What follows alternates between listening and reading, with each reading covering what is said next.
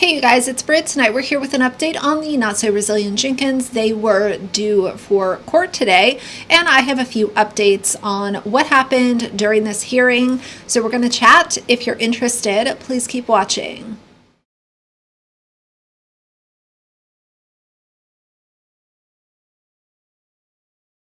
All right, you guys, so this will be on my playlist for the Resilient Jenkins. If you're unsure of what's going on, this is not just about an eviction. This is about everything else that Steph and Drew have published onto TikTok, gone viral for, made a lot of money off of, and not paid their rent. So it's kind of a bit of a jumbled mess, but that playlist should bring you up to speed. If you are interested, it's there. So today is February 19th, and the eviction hearing happened this morning.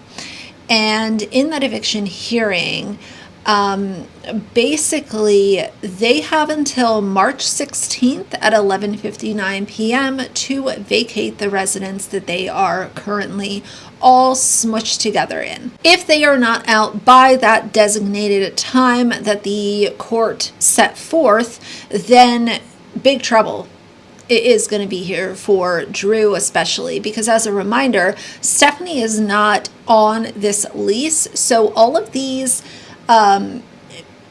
negative credit impacts, showing that you have an eviction, so on and so forth, it's actually going towards Drew. So my thought is, okay, well, if it's going to look bad for Drew, then the common solution would be, okay, well, the next place is going to have to be in Steph's name, even though Drew needs to be listed as a tenant by law in most states. I don't know how Oregon works, but usually all adults that are living on the premises need to be listed on said lease. But if we're only going off of her credit, her income, Jesus take the wheel. Because she does not have a steady income, she does not work, and from my recollection, she has not worked as of lately. I don't know the last job that she had, but at the end of the day, yes, we have an update, March 16th, 11:59 p.m., they have to be out.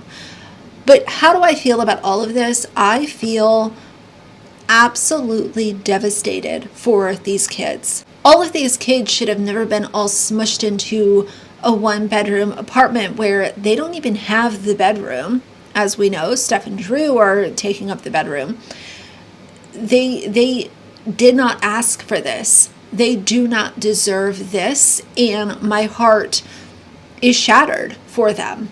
Because not only is this super embarrassing that it's playing on social media, now we have an eviction and like all of this content out there that Steph has put out talking about, oh, the devil's after us and people are hating this and whatever. I mentioned in another video how this will, in my opinion, absolutely come down to these kids growing up and having housing insecurity. When you have children that you have exposed to unstable housing, or they don't feel comfortable in their own home, or they don't have a bedroom, or they don't really have a bed, these things can stay with them into adulthood. And I'm not sure, I hope that it doesn't negatively impact them as adults, but it can look like a lot of different things. It can look like depression, anxiety, constantly worrying about making sure that they have a place to call home, all because of what they saw as kids. This is not normal. Having this many people in a one-bedroom apartment is not normal. It is not acceptable. It is not okay. Having kids in here, growing up with not having a bedroom, not having a normal bed, not having safety and security, and knowing that their parents are giving them the bare bones minimum of what a child should expect during childhood. Now, if you're wondering If Steph has responded to all of this as of yet, she hasn't. She was sharing that she has, not a shocker, an extremely filthy home where she is steam cleaning a windowsill and blaming it on her cats that she also does not take care of. Doesn't take care of her kids, doesn't take care of her cats, and just grifts and dry bags online. The dry begging in this video for new curtains is embarrassing. I kind of thought that she might come out today and talk about demons and scary stuff are trying to bring her and her mans down. She hasn't done that yet, but I expect that it will be coming. Or she will just again get mad at people for talking about public information that is unfolding within the courts in Oregon. I think that Steph and Drew are both getting a really big break by the way that this is unfolding, to be honest, because I don't know how every state operates, but the fact that they could not pay rent for multiple months, be given a move out date of March 16th, 11:59 p.m., and just be living in this apartment and not paying rent, but also you're still living there and you have this end date and then you can move and not have to, like, you basically just got free rent for a few months. That's a wild concept to me. I always have hope, but people on social media constantly are just like shooting that right in the foot all the time. I hope that what this equates to, or what it boils down to, is that they move out of this apartment and get something where their kids have a bedroom, have the safety of, a door on the area that they sleep in. I've said it before and I'll say it again. A lot of people know where Steph and Drew live. If one person decided to take out their anger and go to their residence, they are going to knock down that door, and the first thing there are the kids. Her kids, his kids, their kids, whatever.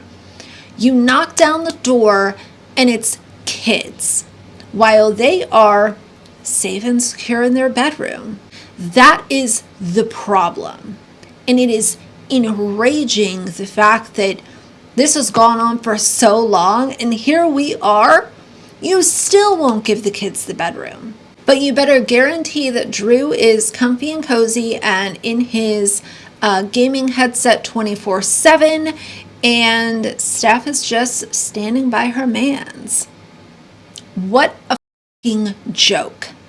But either way, this one had me a little heated. I'm going to edit quickly, post it immediately for y'all. But that's what happened in court and how I feel. What a disgrace to call yourselves parents. I think I said to one of my friends recently, there needs to be a test of like, how competent are you? Let's test that before you decide to become a parent, because some of these people that are parents are just deplorable. There was some woman, I forget where it was, maybe Michigan, but I saw on TikTok that she literally just up and abandoned her kids. They were living in squalor, they were living in filth, and she had decided to just leave. A woman in Detroit was just arrested for leaving her 3 children home alone for years while she took off with a man. And I mean, trigger warning, the details of this case are horrible. This all started when authorities conducted a welfare check at the home after the landlord said he had not heard from the mother since December and the rent was last paid in October. When deputies entered, it was like a horror movie. Garbage piled as high as 4 feet in some rooms that were also covered in mold and human waste. The toilet was overflowing and bathtub was full of feces. The only people they found living there, 3 children, ages 8, 9, and 11, and they said their mother abandoned them in either 2020 or 2021. So for 4 years, they were fending for themselves, and they said each week food would be dropped off on their front porch like DoorDash by either their mother or a complete stranger. Not to mention they had no access to personal hygiene items, including toilet paper, and they didn't even know how to flush a toilet. None of the children attended school. The girls hadn't even been outside for several years. The boy slept on a mattress on the floor, and the girls slept on pizza boxes. The neighbors didn't even know children lived at the home because they never saw them. And when they found these kids, they were wearing soiled clothing with matted hair and toenails so long they couldn't even walk. 34-year-old Kelly Marie Bryant was found at a different location and arrested, but prayers to her poor children, and as always, I'll keep you guys updated. I've had quite enough, but for now, if you like the video, please leave a like and a comment. And if you'd like to see more from me in the future, please subscribe. I'll see you guys soon. Bye.